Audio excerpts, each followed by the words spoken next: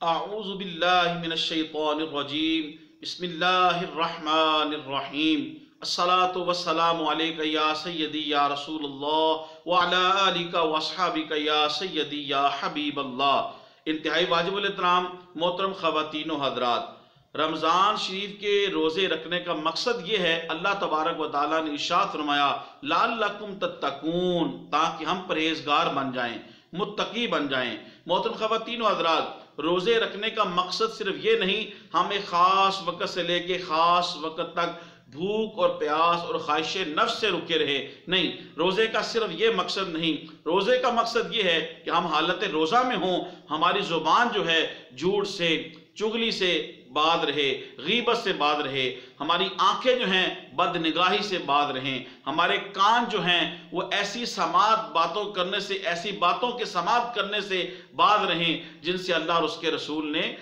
رکنے کا حکم دیا ہے۔ ہمارے ہاتھ، ہمارے جسم کے تمام اعضاء جو ہیں وہ اللہ اور اس کے رسول صلی اللہ علیہ وسلم کی مکمل تابع فرمانی کے اندر، اس کی مرضی اور رضا کے اندر آ کے اپنی زندگی کو گزر بسر کریں، اور یوں ہم روزے کو گزاریں تو یہ روزے کا صحیح مقصد ہے۔ تاجدار کائنات صلی اللہ علیہ وآلہ وسلم نے ارشاد فرمایا، مسلم شریف کی حدیث پاک ہے جس کا مفہوم یہ ہے، آقا کریم علیہ السلام نے ارشاد فرمایا کتنے ہی روزے دار ایسے ہیں جنہیں سوائے بھوک کے، پیاس کے، تکلیف کے اور کچھ حاصل نہیں ہوتا۔ الامان الفیر، تو کیسے حاصل ہوگا کہ جب روزہ رکھے اور جوا کھیلے، جب روزہ رکھے سودی کاروبار کرے، جب روزہ رکھے کم تولے، جب روزہ رکھے ذخیرہ اندوزی کرے، جب روزہ رکھے مسلمانوں کو اذیت اور تکلیف پہنچانے والے کام کرے، جب روزہ رکھے اور سارا دن وہ فوش کلام کرے، فوش چیزوں کو دیکھے، اور سارا دن وہ فلمیں، ڈرامے اور دنیاوی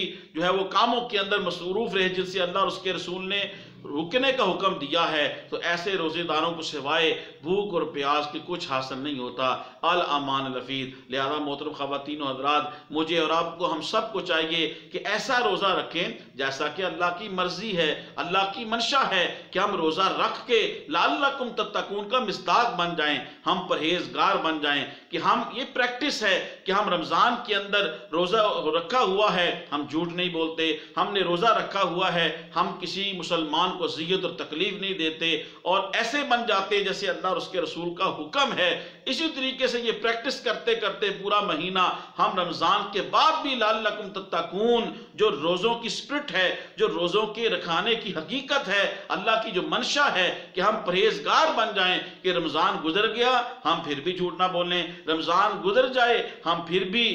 سچ بولیں، ہم اس وقت بھی تقوی کے اور پرہیزگاری کے ہم جو ہے عادت بنا لیں، پیکر بن جائیں، تو پھر تو ہم نے اللہ اور اس کے رسول صلی اللہ علیہ وسلم کی رضا کو پا لیا، اور جو روزہ رکھنے کا مقصد تھا لعلکم تتقون وہ ہم نے پا لیا۔ محترم خواتین و حضرات، میری آپ سے گزارش ہے میری اس ویڈیو کو زیادہ سے زیادہ لوگوں تک پہنچائیں، شیئر کریں، میرے یوٹیوب اسلامک چینل کو سبسکرائب کریں، کمنٹس کریں۔ اللہ پاک آپ کو جزائے خیر دے۔ السلام علیکم ورحمۃ اللہ وبرکاتہ۔